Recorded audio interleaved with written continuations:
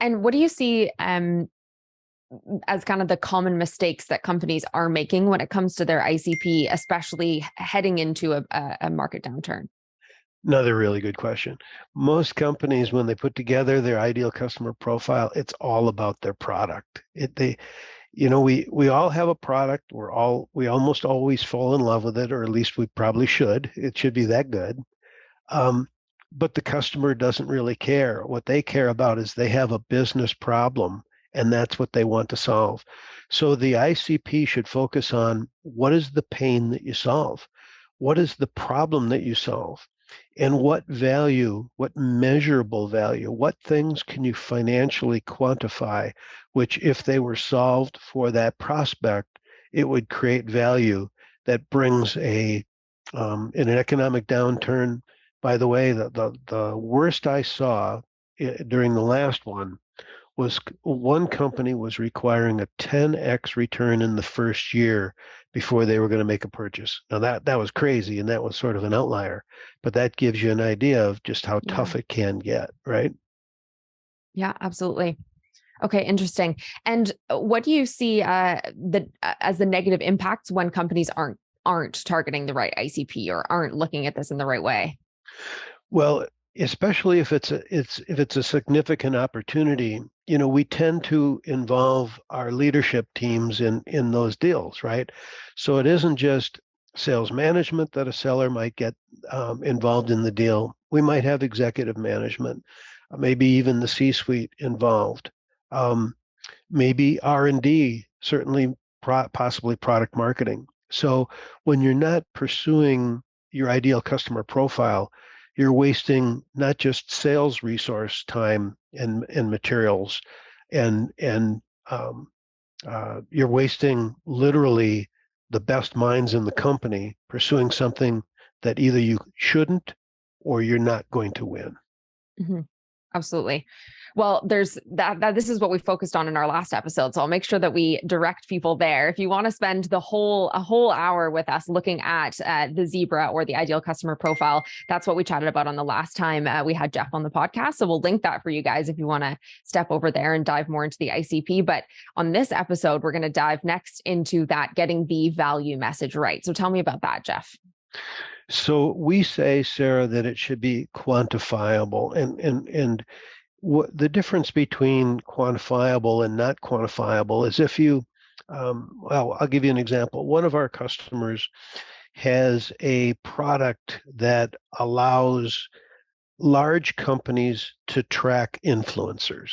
So they're in the influencer marketing space, which is one of the more powerful ways for companies to communicate in a credible way with prospects, because they've proven through their customer base that potential buyers believe content that maybe isn't quite as crisp or perfect as if something was done in the studio, for example, but it's the authentic use of the product by somebody they know and they trust. That's Hmm. the very definition of an influencer.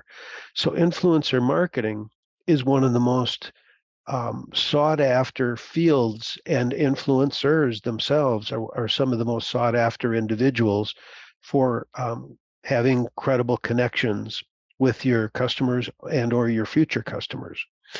But large companies have many programs that are run either by different brands within that company. Many of them are global, so they're regionally focused programs. There's often overlapping programs that go across regions and across countries and maybe across genres. And this software allows you to manage all of that.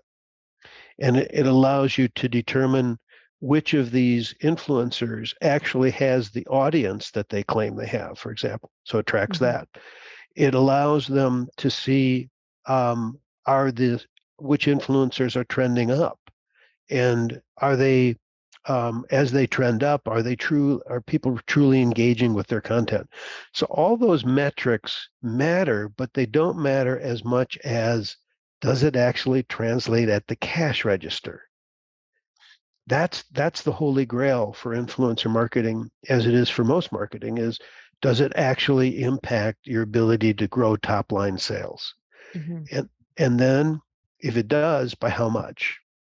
So that's financially measurable. So the other things are good indicators of success, but you really want to get to, for example, one of their clients is Mattel, and Mattel prides themselves on knowing which marketing programs they run actually generate real revenue and by how much. And Mattel isolated that the effect of influencer marketing and could tell you exactly how it translated into sales at the cash register. So that's the type of thing we're talking about. You have to be able to, especially in the economy we're heading into, you have to be able to build a business case around how hard dollar savings, Mhm. not soft dollar savings. And the other example from that same client is, can you do it with a smaller team if you use their software, for example? So that's the people productivity. And if you can save a whole headcount or two or three or more, then it's hard dollar savings. If it's Mhm. just fractional, then it's soft. And a lot of companies in a tough economy won't make a decision, a positive decision to buy on just soft savings alone.